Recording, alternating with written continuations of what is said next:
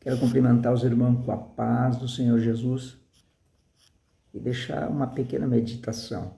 Está no livro de Lucas, você pode conferir depois, capítulo 22, versículo 39 ao 46.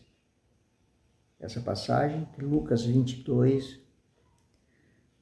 e versículo 39 ao 46. Você lê depois, que fala sobre Jesus, que ele foi com os seus discípulos para o Monte das Oliveiras, e chegando lá, ele disse aos seus discípulos que orassem, ficassem ali e orassem, para que não entreis em tentação. O Senhor Jesus foi um pouco mais adiante, a Bíblia diz que um tiro de pedra é em torno de 30 metros, de 20 a 30 metros, um pouco adiante, Jesus foi orar.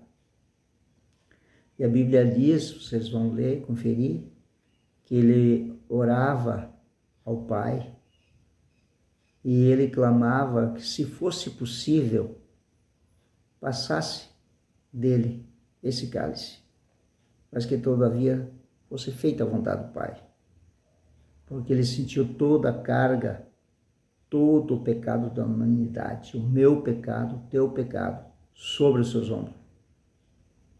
Um peso terrível e inimaginável para nós, o que o Senhor Jesus passou, pelo amor do Pai, um amor de tal maneira que enviou seu único Filho, Jesus, para morrer na cruz, para que todo aquele que nele cresça não pereça, mas tenha vida eterna. E ele, sentindo aquele peso, pedindo a Deus se fosse possível, mas que todavia seria feita a vontade do Pai. Diz a Bíblia que o suor começou a verter gotas de sangue no seu suor. Tal era a aflição deste santo homem de Deus chamado Jesus, pelo peso dos nossos pecados, pelo clamor que fazia diante de Deus naquele momento.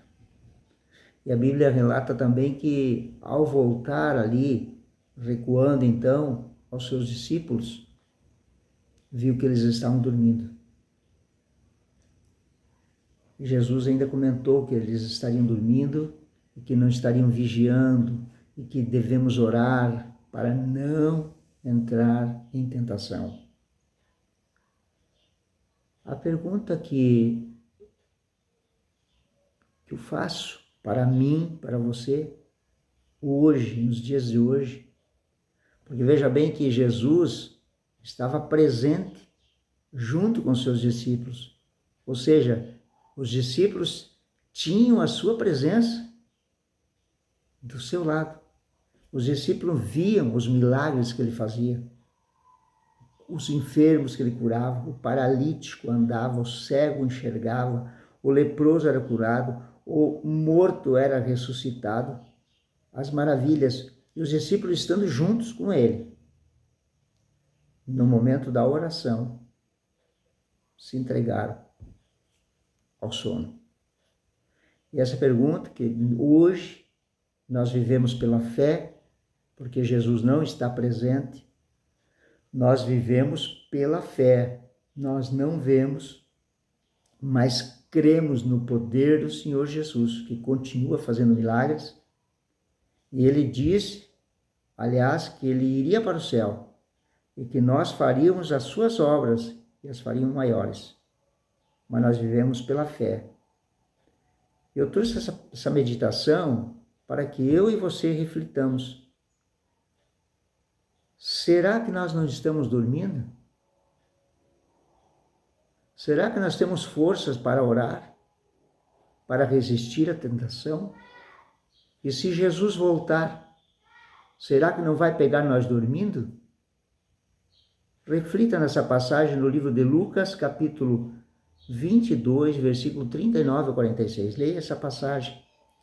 Ali você vai ver a carga que Jesus levou sobre os seus ombros, a aflição que tinha sobre a sua vida, o clamor que ele fez ao seu Pai, a Deus, mas que todavia seria feita a sua vontade, e as gotas de sangue que saíam dos poros do seu rosto, pelo clamor, pelo peso, pela aflição que eles tinham diante de Deus orando.